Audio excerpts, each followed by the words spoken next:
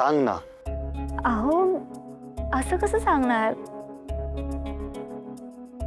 सांग ना प्लीज. मला ना लाज वाटते. लाजायचं काय त्यात? सिंपल प्रश्न आहे. माझी उष्टी हळद लावून कसं वाटलं? ओके फाईन, छान वाटलं. नाही नाही नाही, म्हणजे नक्की कसं? अरे आता काय सगळंच बोलायला होणार का तुम्ही मला? बरोबर. सांग मग कसं वाटलं? लाजू नकोस. बरं सांगते. असं वाटलं प्रत्यक्षात तुम्हीच आहात माझ्याजवळ. नाईस. म्हणजे माझ्या भावना पोचल्या तुझ्यापर्यंत. अनुष्का, उद्याची रात्र कधी येते असं झालंय मला, जेव्हा मी ऍक्च्युली तुझ्या जवळ असेन. हो ना,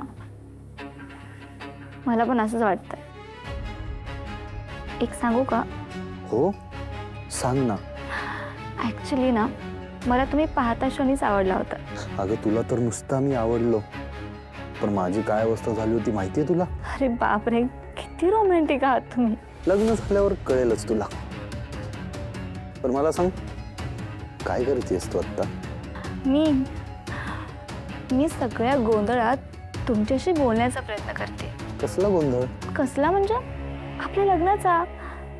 तुम्हाला माहिती आहे का, आमच्या घरात ना फक्त तुमच्याच नावाचे वारे वाहत आहेत. सगळे तुमचंच नाव घेत आहेत. अच्छा, काय बोलतात? बरंच काही बोलत होते. बाबा तर म्हणत होते की मी आता फायनली रिटायर होणार. आता लवकरात लवकर तुम्हाला बिझनेस सोपवायचा आहे ना. अंशुमन, लग्नानंतर खूप काम वाढणार आहे बरं का तुमचं. अनुष्का, मी आधीच सांगतो, कितीही काम असू दे, माझी पहिली प्रायोरिटी कायम माझी बायकोच असणार. खरंच? ऑफकोर्स. हे बघ, कितीही संपत्ती असली ना तरी प्रेमाशिवाय आयुष्य अर्धवटच असतं. आणि आता तुझ्यामुळे मला तेच प्रेम मिळणार आहे. मला दुसरं काही नको. मला पण. मी पण उद्याची खूप आतुरतेने वाट बघते. मी पण. ठीक आहे, भेटू उद्या. कायमचे. बाय.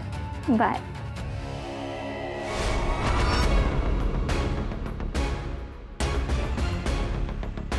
माझ्यासाठी तू जॅकपॉट आहेस अनुष्का. तू लग्नाची वाट बघतेस, पण मी तुझ्या बापाची इस्टेट आणि कंपन्या माझ्या नावावर होण्याची वाट बघतोय. एवढी वर्ष दादाच्या हाताखाली काम करून पण फायनान्शियल डिसिजन कधीच घ्यायला मिळाले नाहीत मला. स्वतःच्याच कंपनीत गुलामासारखा फील यायचा. पण आता फायनली मला माझी कंपनी, माझा पैसा, माझी खुर्ची मिळणार आहे तुझ्यामुळे.